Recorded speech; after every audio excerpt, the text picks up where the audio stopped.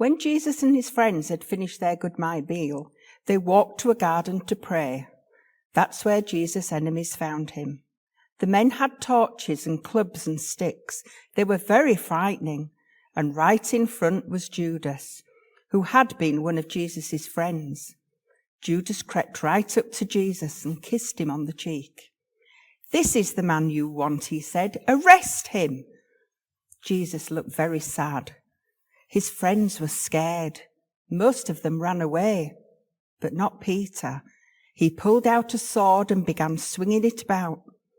Jesus said, "Put your sword away. This is not the time for fighting. I have to go with them. God wants me to." So they grabbed Jesus and dragged him just before the religious leaders, the ones who were jealous of him, and his trial took all night. "He says he will destroy our temple," said one man. "He says he is a king," said another. "He's a troublemaker," said the rest of them. None of this was true, of course, but it didn't matter because the leaders had already made up their minds.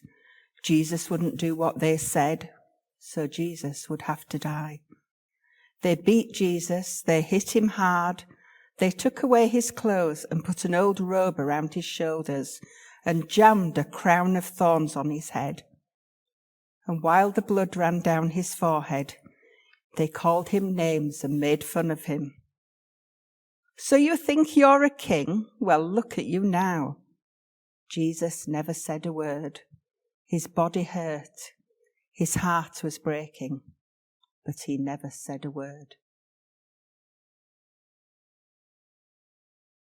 It is my custom to release a prisoner at the festival of the Passover.